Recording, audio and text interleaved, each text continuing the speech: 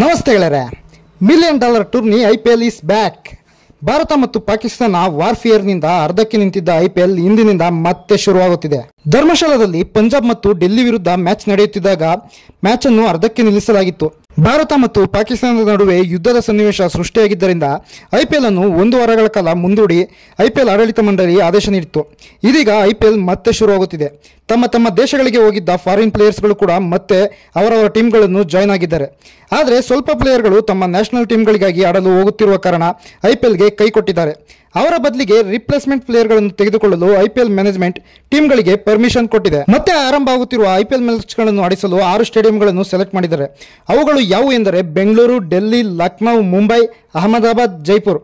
ಆದರೆ ಇವು ಲೀಗ್ ಮ್ಯಾಚ್ಗಳಿಗೆ ಮಾತ್ರ ಆಗಿದ್ದು ಪ್ಲೇ ಆಫ್ಗಳಿಗೆ ಇನ್ನೂ ಸ್ಟೇಡಿಯಂಗಳನ್ನು ಕನ್ಫರ್ಮ್ ಆಗಿಲ್ಲ.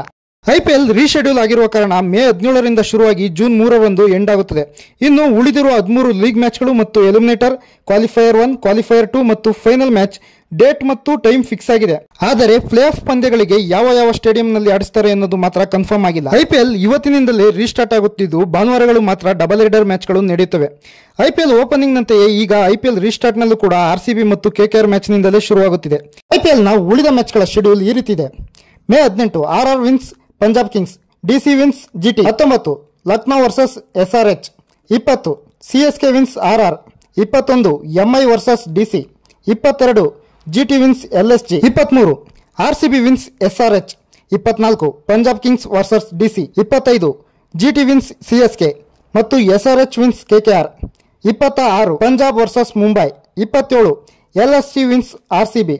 ಆರ್ಸಿಬಿ ಮತ್ತು ಎಲ್ಎಸ್ಜಿ ಮ್ಯಾಚ್ ಲೀಗ್ ಹಂತದ ಕಡೆಯ ಮ್ಯಾಚ್ ಆಗಿರುತ್ತದೆ. ನೆಕ್ಸ್ಟ್ ಕ್ವಾಲಿಫೈಯರ್ 1 29ಕ್ಕೆ, ಎಲಿಮಿನೇಟರ್ 30ಕ್ಕೆ, ಕ್ವಾಲಿಫೈಯರ್ 2 ಜೂನ್ 1ನೇ ತಾರೀಕಿನಂದು ನಡೆದರೆ ಐಪಿಎಲ್ ಫೈನಲ್ ಮ್ಯಾಚ್ ಜೂನ್ 3ನೇ ತಾರೀಕಿನಂದು ನಡೆಯಲಿದೆ. ಒಟ್ಟಿನಲ್ಲಿ ಇಂಡೋ ಪಾಕ್ ಟೆನ್ಷನ್ ನಿಂದ ನಿಂತಿದ್ದ ಐಪಿಎಲ್ ಒಂದೇ ವಾರದಲ್ಲಿ ಮತ್ತೆ ಸ್ಟಾರ್ಟ್ ಆಗಿರೋದು ಫ್ಯಾನ್ಸ್ಗಳಿಗೆ ಸಖತ್ ಖುಷಿ ಕೊಟ್ಟಿದೆ. ಪ್ಲೇ ಆಫ್ ರೇಸ್ ನಲ್ಲಿ 7 ಟೀಮ್ ಇವೆ. ಇನ್ನು ಆರ್ಸಿಬಿ ಈ ಸಲ ಸಖತ್ತಾಗಿ ಆಡುತ್ತಿದೆ. ಈ ಬಾರಿ ಆದರೂ ನಮ್ಮ ಆರ್ಸಿಬಿಗೆ ಅದೃಷ್ಟ ಒಲಿಯುತ್ತಾ ಅಂತ ಕಾದು ನೋಡಬೇಕಿದೆ.